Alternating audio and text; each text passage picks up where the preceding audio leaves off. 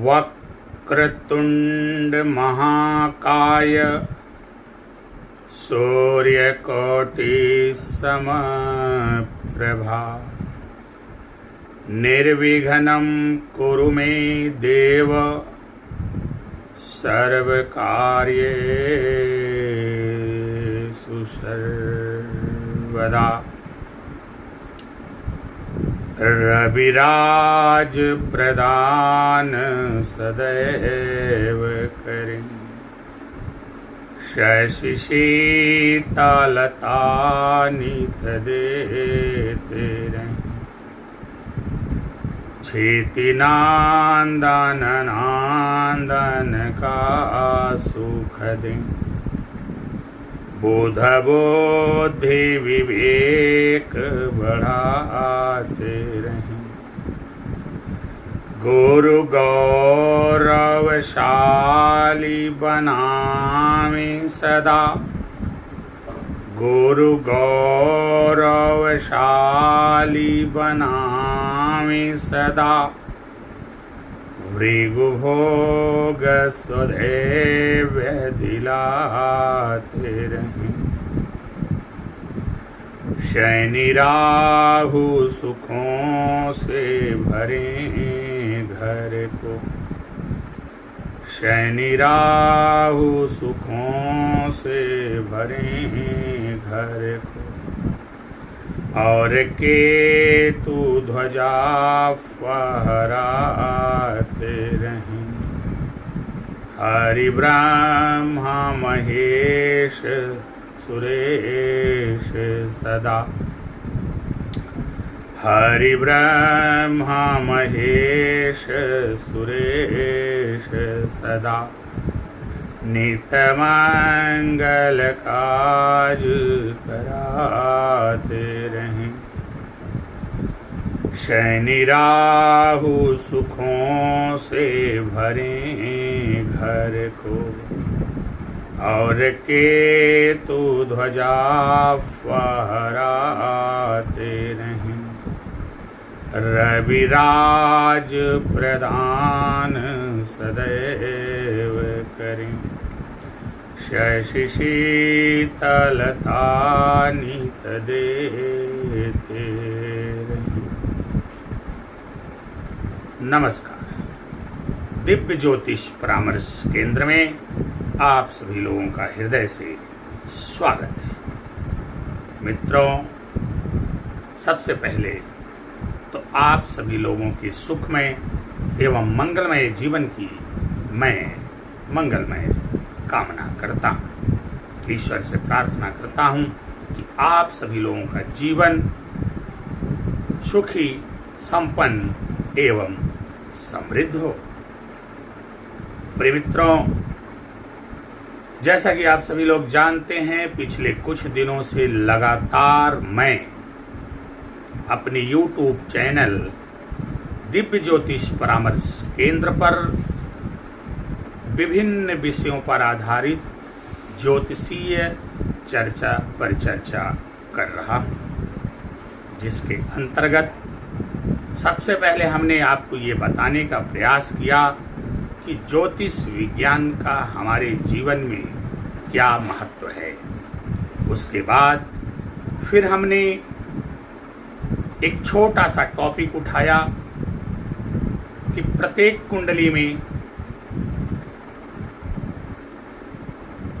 कौन सा ग्रह ऐसा होता है 9 ग्रहों में जो सबसे पावरफुल, ताकतवर और हमारे लिए शुभ फलदायी प्रबल राजयोग कारक होता है। इसके लिए विभिन्न लग्नों में कुल हमने जो 12 लग्न हैं, मेष से लेकर के मीन तक, उसमें ये जानने का प्रयास किया कि वह कौन सा एकमात्र ग्रह ऐसा है जो हमारे जीवन को संपूर्ण रूप से बदलने की सामर्थ्य रखता है। इसके संदर्भ में वीडियोस बना करके हमने अपने YouTube चैनल दिव्य ज्योतिष परामर्श केंद्र में डाल दिया है। इन परिचर्चा या इन बातों के क्रम में मेष से लेकर के मीन लग्न तक ये जान लेने के बाद कि हमारे लिए कौन सा ग्रह सबसे शुभ एवं प्रबल राजयोग कारक होता है। वैसे आप सभी लोग तो भली भांति जानते हैं कि प्रत्येक कुंडली में कुल 12 भाव होते हैं, 9 ग्रह होते हैं। इन भावों का, इन ग्रहों का, इनकी स्थिति का, परिस्थिति का हमारे जीवन पर बहुत गहरा प्रभाव पड़ता है। ऐसे में 12 भाव भी हमारे लिए महत्वपूर्ण हैं और साथ ही साथ जो 9 ग्रह हैं वो भी हमारे लिए बहुत ही महत्वपूर्ण हैं और 9 ग्रहों का हमारे जीवन पर कुछ न कुछ असर पड़ता ही रहता है। परंतु उन 9 ग्रहों में कोई एक ग्रह ऐसा होता है जो संपूर्ण कुंडली पर या यूं कहें हमारे संपूर्ण जीवन पर अपना आधिपत्य रखता है, अपना स्वामित्व रखता है, अपना एकाधिकार रखता है। पूरी कुंडली को, हमारे जीवन को और कुंडली में स्थित 9 ग्रहों को अपने इच्छानुसार चलाने का प्रयास करता है। वैसे आप सभी लोग भली भांति जानते हैं लग्नेश किसी भी कुंडली का अधिपति होता है, लग्नेश किसी भी कुंडली का स्वामी होता है, लग्नेश को कुंडली में राजा का दर्जा प्राप्त है। तो लग्नेश तो महत्वपूर्ण होता है, इसलिए कोई भी ज्योतिषी जब आपकी कुंडली चेक करता है, ज्योतिषी गणना करता है, तो सबसे पहले वह अपने आपके लग्नेश की स्थिति को देखता है, लग्नेश को शुभ, बलवान और मजबूत करने की सलाह देता है। परंतु मित्रों, मैंने आपसे कहा कि लग्नेश के अतिरिक्त भी एक ग्रह ऐसा होता है हमारी कुंडली में जो सबसे शुभ एवं प्रबल राजयोग कारक होता है और जिसके अनुसार हमारी कुंडली और हमारा जीवन चलता है। और 9 ग्रह जो हैं कुंडली के सारे ग्रह उस ग्रह के स्वामित्व के अंतर्गत ही कार्य करते हैं। और कभी कभी तो यहाँ तक देखा गया है कि लग्नेश अगर कमजोर अवस्था में हैं तो वह जो प्रबल राजयोग कारक ग्रह होता है वह लग्नेश की भी जिम्मेदारी अपने कंधों पर लेता है और लग्नेश को भी सही करके आपके जीवन को सुख, समृद्धि, खुशहाली और सफलता के मार्ग पर अग्रसर करता है। साथ ही साथ आपके जीवन में चल रही या आने वाली सभी समस्याओं, परेशानियों, बाधाओं, रोग, रिपु, ऋण इत्यादि से आपको मुक्ति दिलाने का कार्य करता है, आपके जीवन को सुखी एवं समृद्ध बनाता है। तो इसके संदर्भ में हमने वीडियोस बना करके अपने YouTube चैनल दिव्य ज्योतिष परामर्श केंद्र में डाला हुआ है।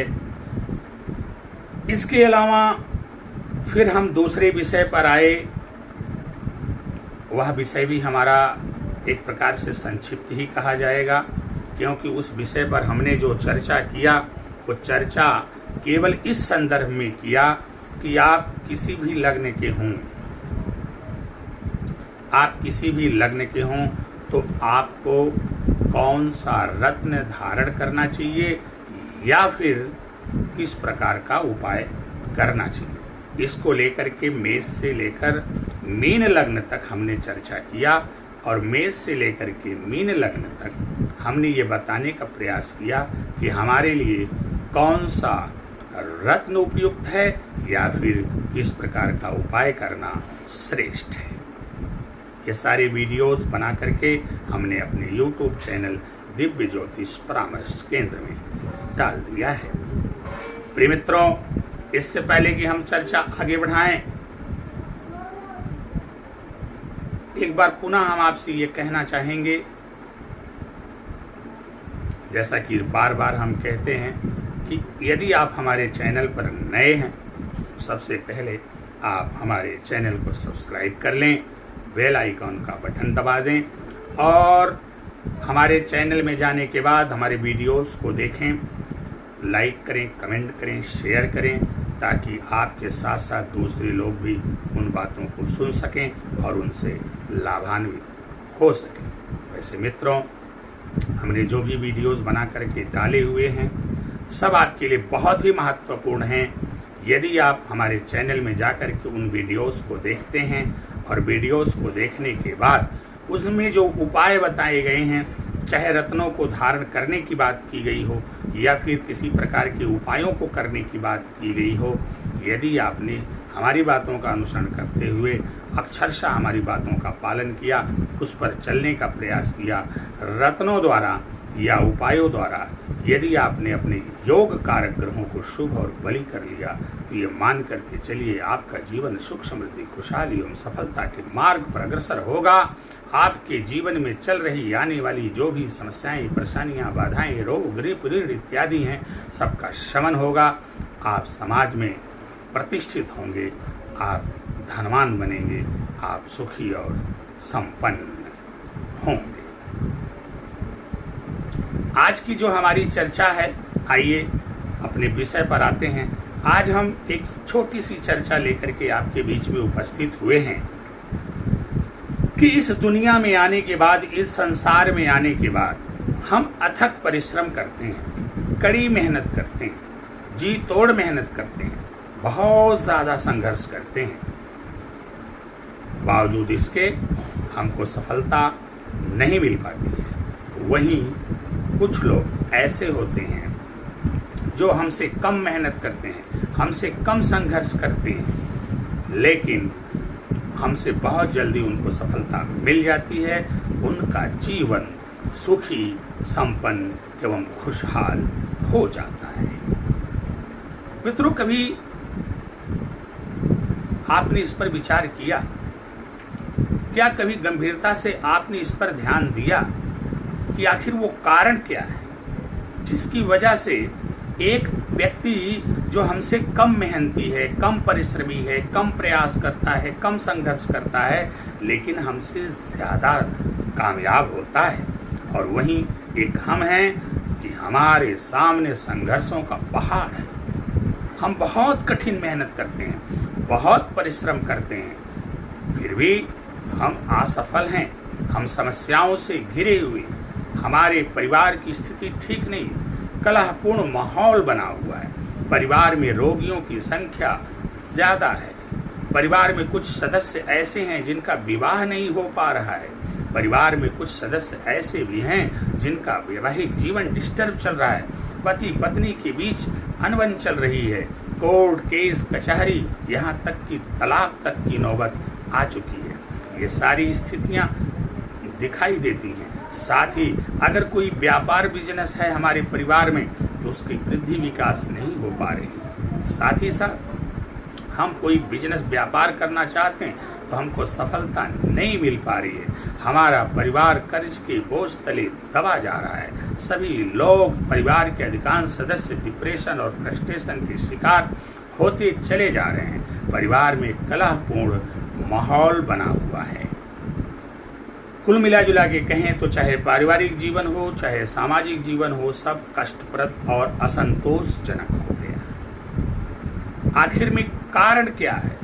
एक व्यक्ति आपसे कम मेहनती है, कम परिश्रम कर रहा है, परंतु वो आपसे ज़्यादा कामयाब है, और आप इतनी मेहनत, इतना परिश्रम, इतना संघर्ष करने के बावजूद भी अपने जीवन को लेकर के बहुत ही चिंतित हैं, बहुत ही परेशान हैं। यह एक बहुत ही महत्वपूर्ण विषय है जिसकी चर्चा हम आपसे करने जा रहे हैं। इससे पहले की चर्चा हम आगे बढ़ाएं, एक बार पुनः आपसे निवेदन है कि आप हमारे चैनल को सब्सक्राइब करें, बेल आइकन का बटन जरूर दबाएं। तो प्रिय मित्रों,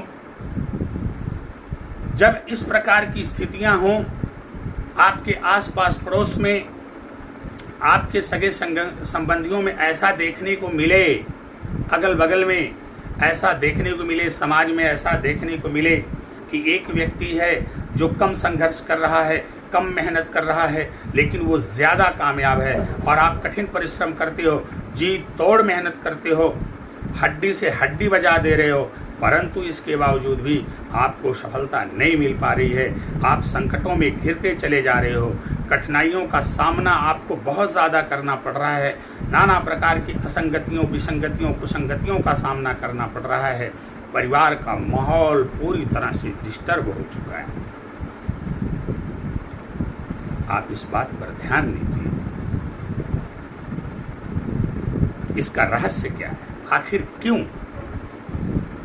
उसकी थोड़ी सी मेहनत सफल हो जा रही है और आपकी बहुत ज़्यादा मेहनत पर पानी फिर जा रहा है? ये जो रहस्य है, इन रहस्यों को समझाता है हमारा ज्योतिष विज्ञान। और ज्योतिष विज्ञान ये बताने का प्रयास करता है कि अगर आपका प्रारब्ध ठीक नहीं रहा है तो ये मान के चलिए, जीवन में आप कितना भी परिश्रम कर लो, मेहनत कर लो, संघर्ष कर लो, आपको सफलता मिलने वाली नहीं है। अब आपको ये जानना चाहिए कि हम कैसा प्रारब्ध लेकर के आए हैं, हमारी क्या कंडीशन है, क्या स्थिति है, हमारी कुंडली हमारे बारे में क्या कह रही है। आज फिर हम यहाँ पर केवल 3 भावों की बात करेंगे। 3 भावों के आधार पर ये जानने का प्रयास करेंगे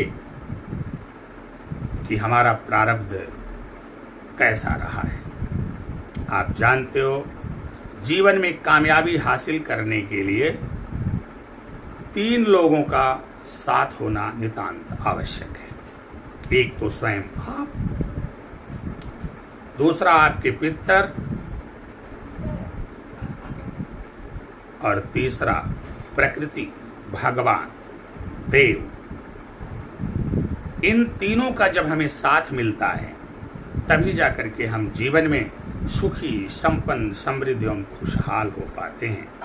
इन तीनों में से यदि कोई एक भी रुष्ट है, नाराज है, कहीं पर कुछ गलत है, तो ये तय मान करके चलिए, आप जीवन भर संघर्ष करोगे लेकिन सफलता के सुख से वंचित रहोगे। तो सबसे पहले आप स्वयं को चेक करिए, कहीं आपका ही प्रारब्ध खराब तो नहीं। अब अगर स्वयं को चेक करना है तो कुंडली में स्वयं को चेक करने के लिए कौन सा भाव होता है? लग्न भाव। आप अपने लग्न को देखिए और लग्न में पड़ी हुई राशि को देखिए, उसके आधार पर लग्नेश को देखिए। आप देखिए कि कहीं आपका लग्न या लग्नेश अशुभ तो नहीं, पीड़ित तो नहीं। यदि आपका लग्नेश अशुभ भावों में है, पाप कर्तरी में है, पीड़ित है, तब तो आप ये मान करके चलिए कि आपका ही प्रारब्ध खराब है। आपने ही पूर्व में कुछ ऐसा गलत किया है जिसका कि परिणाम आपको इस जीवन में भुगतना पड़ रहा है। कठिन परिश्रम के बावजूद भी आप सफलता के सुख से वंचित हो रहे हैं। अब ऐसी स्थिति में सबसे पहले आपको अपने लग्नेश को शुभ और बलवान करने का प्रयास करना चाहिए। यदि आपके लग्नेश पीड़ित हैं, पाप कर्तरी में हैं, नीच के हो गए हैं, छठें अठें या बराह में जाकर के विराजमान हो गए हैं, तो ये मान करके चलिए कि आपका प्रारब्ध ठीक नहीं है। पूर्व में आपने ऐसा कोई जघन्य अपराध किया है या ऐसा कोई कृत्य किया है जिससे कि आपको इस जीवन में, इस जन्म में नाना प्रकार की संकट, दिक्कत और परेशानियों का सामना करना पड़ रहा है और आप स्वयं भी नाना प्रकार की बीमारियों से, समस्याओं से घिरे हुए हैं। तो इसके लिए अब आप सबसे पहले अपने किसी ज्योतिषी, अच्छे ज्योतिषी के पास जाइए और वहाँ अपने कुंडली को चेक करवाइए। देखिए कि लग्नेश की क्या स्थिति है। यदि लग्नेश सही है, शुभ भाव में है, नीच का नहीं है, पाप कर्तरी में नहीं है, पीड़ित नहीं है, तब सही। अब उसके बाद भी अगर समस्या बनी हुई है, लग्नेश सही है लेकिन उसके बाद भी समस्या बनी हुई है, तो फिर आप अपने जन्म कुंडली के पंचम भाव को देखिए और पंचम भाव में स्थित राशि के आधार पर अपने पंचमेश को देखिए। कहीं ऐसा तो नहीं कि आपका पंचम भाव ही पीड़ित हो गया है, कहीं ऐसा तो नहीं कि आपका पंचमेश ही पीड़ित हो गया है।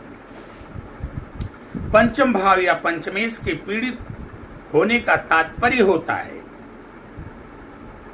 कि आपके पितर आपके ऊपर रुष्ट हैं, नाराज हैं या आपसे दुखी हैं, उनकी कृपा आपको नहीं मिल पा रही, उनका आशीर्वाद आपको प्राप्त नहीं हो पा रहे। जैसा कि मैंने प्रारंभ में ही कहा, जीवन में आगे बढ़ने के लिए स्वयं आप, इसके बाद पितरों का और फिर भगवान का, देवताओं का साथ मिलना परम आवश्यक होता है। तो यदि आपने अपनी कुंडली को किसी अच्छे ज्योतिषी से चेक करवाया और चेक करवाने के बाद आपने देखा कि नहीं, लग्नेश तो ठीक है, इसका मतलब स्वयं आप ठीक हो, लेकिन फिर भी आपके जीवन में संघर्ष बना हुआ, परेशानियां आ रही, रोड़े आ रहे हैं, अड़चने आ रही, काम बिगड़ रहे हैं, भूत प्रेत बाधा इत्यादि की समस्याएं परिवार में बनी हुई हैं, आकस्मिक घटनाएं हो रही, दुर्घटनाएं हो रही, वैवाहिक जीवन सुखमय नहीं है, नौकरी बिजनेस व्यापार में बाधाएं आ रही, राजनीति इत्यादि के क्षेत्र में सफलता नहीं मिल पा रही, सुख सुविधाओं की कमी है, यानी जीवन से संबंधित नाना प्रकार की समस्याएं आपके जीवन में आ रही हैं। तो मैंने कहा फिर आपको अगर लग्नेश सही है तो फिर आपको अपने पंचम और पंचमेश को देखना पड़ेगा। अब आप अपने पंचम भाव को देख लीजिए, कहीं पंचम भाव तो पीड़ित नहीं है या उसमें पड़ी हुई राशि के आधार पर निर्धारित हो जाएगा कि आपका पंचमेश कैसा है, कहीं पंचमेश तो पीड़ित नहीं। अगर पंचम भाव या पंचमेश पीड़ित है तो ये मान करके चलिए कि आपके पितर आपके परिवार पर या स्वयं आप पर नाराज हैं, रुष्ट हैं, कुपित हैं और आपसे दुखी हैं, उनका आशीर्वाद नहीं मिल पा रहा है, जिसकी वजह से आपके सभी कार्यों में अड़चन और बाधा आ रही है। प्रिय मित्रों, पंचम भाव और पंचमेश से हमने पितरों को इसलिए जोड़ा कि आप सभी लोग जानते हैं कि पंचम भाव जो होता है संतान का भाव होता है। अब चाहे परिवार के आपके बड़े बुजुर्ग हों या परिवार से जा चुके आपके पितर,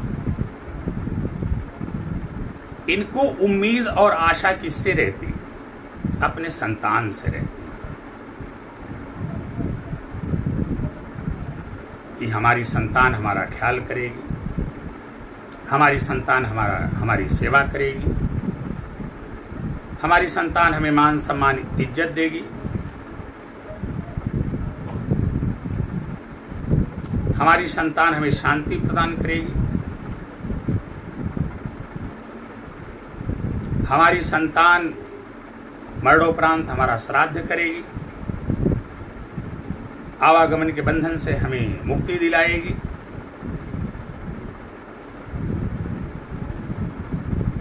ये बहुत सारी उम्मीदें परिवार के, जो आपके परिवार में बड़े बुजुर्ग हैं उनको तो आपसे रहती ही है, प्लस जो आपके पितर हैं उन पितरों को भी आपसे बड़ी उम्मीद रहती है, वो भी उम्मीद लगा करके बैठे रहते हैं।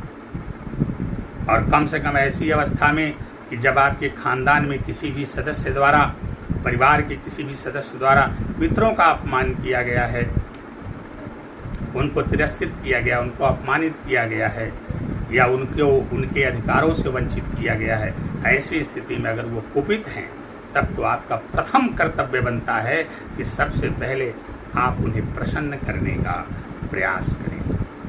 अब ये निर्धारण कैसे करेंगे कि हमारे पितर हमसे प्रसन्न हैं कि नाराज हैं? तो आप पंचम भाव और पंचमेश को देख लीजिए, कहीं पंचम भाव पीड़ित तो नहीं है। पंचम भाव को देखने के बाद आप पंचमेश को देखिए कि जो पंचमेश हैं वो कहीं अशुभ भाव में तो नहीं है, छठें अठें बराह में तो नहीं है, पाप कर्तव्य में तो नहीं है, या फिर पीड़ित तो नहीं है, या फिर नीच के तो नहीं हो गए हैं। तो अगर पंचमेश या पंचम भाव पीड़ित है, पाप कर्तव्य में है, पंचमेश नीच का हो गया है, पंचमेश जाकर के अशुभ भाव में अवस्थित हो गया है, छठें अठें बराह में है, तो ये 100% इस बात की गारंटी है कि आपके ऊपर आपके पितरों का जो आशीर्वाद है वो नहीं मिल पा रहा है। आपके जो पितर हैं वो आपसे रुष्ट हैं, नाराज हैं, कुपित हैं। अब ऐसी स्थिति में आपके सभी कार्यों में बाधाएं आएंगी, अड़चने आएंगी, रोड़े आएंगे, परिवार में सुख शांति गायब रहेगी, पारिवारिक माहौल कलहपूर्ण रहेगा, वैवाहिक जीवन डिस्टर्ब रहेगा, विवाह के योग नहीं बनेंगे, संतति की प्राप्ति नहीं होगी, बनता हुआ काम बिगड़ जाएगा, बिजनेस व्यापार सब ठप पड़ जाएगा, नौकरी में डिमोशन होगा, प्रमोशन की बजाय डिमोशन होगा, जल्दी नौकरी नहीं लगेगी, नाना प्रकार की असंगतियों, विसंगतियों, कुसंगतियों का सामना करना पड़ेगा, एक्सीडेंटल घटनाएं होंगी, दुर्घटनाएं होंगी, अकाल मृत्यु इत्यादि तक की घटनाएं आपके परिवार में निरंतर होती रहेंगी। अब इसके लिए आपको चाहिए कि आप किसी अच्छे ज्योतिषी के पास जाइए, अपनी कुंडली चेक करवाइए, कुंडली चेक करवा करके ये देखने का प्रयास करिए कि आपकी पंचमेश की स्थिति क्या है। पंचमेश पीड़ित हैं तो फिर अपने पंचमेश को सही करिए। अब उसके लिए करना क्या पड़ेगा आपको? अब पंचमेश को सही करना है तो आप जो पंचमेश हैं उनकी आराधना करिए, उनकी पूजा अर्चना करिए। साथ ही साथ जो आपके इष्ट देव हैं उनकी आराधना करिए। इसके अलावा पितरों के लिए आप गया जा करके उनका श्राद्ध करवा दीजिए, पिंडी श्राद्ध करवाइए, इत्यादि इत्यादि बहुत सारे बातें हैं, उसकी चर्चा आपसे की जाएगी कि किस प्रकार से हमें अपने पितृदोष को शांत करते हुए अपने पितरों को प्रसन्न, खुश और सुखी करना है और फिर उनसे आशीर्वाद की प्राप्ति करनी है।